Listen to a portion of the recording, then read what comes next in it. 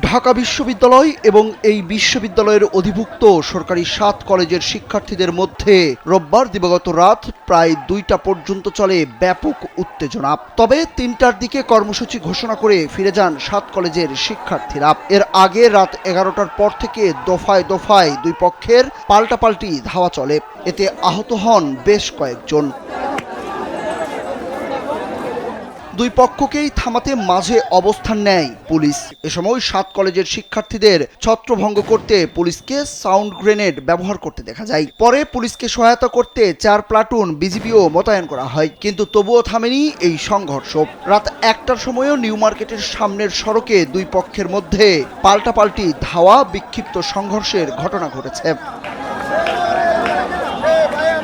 এদিকে পাল্টাপাল্টি ধাওয়ার এক পর্যায়ে রাত 12টার পর 7 কলেজের শিক্ষার্থীদের সমর্থনে ক্যাম্পাস থেকে বেরিয়ে আসেন ইডেন কলেজের শিক্ষার্থীরা। পরে তারা কলেজের সামনের সড়কে অবস্থান নিয়ে বিক্ষোভ করেন। প্রায় 1.5 ঘন্টা বিক্ষোভের পর কলেজে ফিরে যান ইডেন শিক্ষার্থীরা।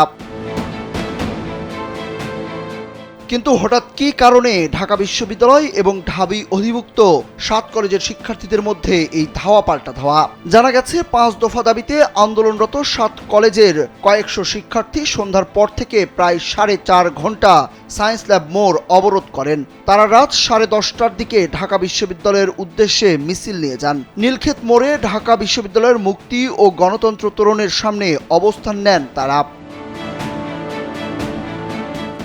এক পর্যায়ে ঢাকা বিশ্ববিদ্যালয়ের বিভিন্ন হল থেকে কয়েকশো শিক্ষার্থী বেরিয়ে এসে তাদের ধাওয়া দেয়। এতে নীলক্ষেত মোড় থেকে কিছুটা সরে যান 7 কলেজের শিক্ষার্থীরা। পরে তারা আবার একজোট হয়ে ঢাকা বিশ্ববিদ্যালয়ের শিক্ষার্থীদের ধাওয়া দেন।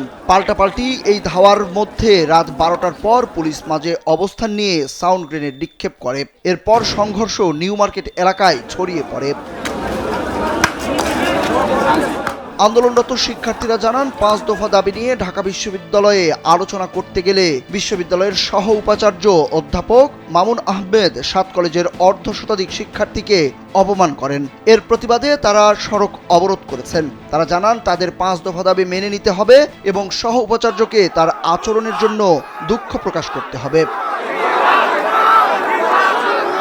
শিক্ষার্থীদের 5 দফা দাবি হলো 2024-25 সেশন থেকেই 7 কলেজের ভর্তি পরীক্ষায় অযৌক্তিক কোটা পদ্ধতি বাতিল করতে হবে। শ্রেণীকক্ষের ধারণ ক্ষমতার বাইরে শিক্ষার্থী ভর্তি করা যাবে না। শিক্ষক শিক্ষার্থী অনুপাত বিবেচনায় নিয়ে শিক্ষার্থী ভর্তি করা, ভর্তি পরীক্ষায় ভুল উত্তরের জন্য নম্বর কাটতে হবে এবং 7 কলেজের ভর্তি ফির স্বচ্ছতা নিশ্চিতে মন্ত্রণালয় গঠিত বিশেষজ্ঞ কমিটির সঙ্গে সমন্বয় করে ঢাকা বিশ্ববিদ্যালয় ব্যতীত নতুন অ্যাকাউন্টে ভর্তি ফি জমা রাখতে হবে। সুরুজ আহমেদ, কালবেলা।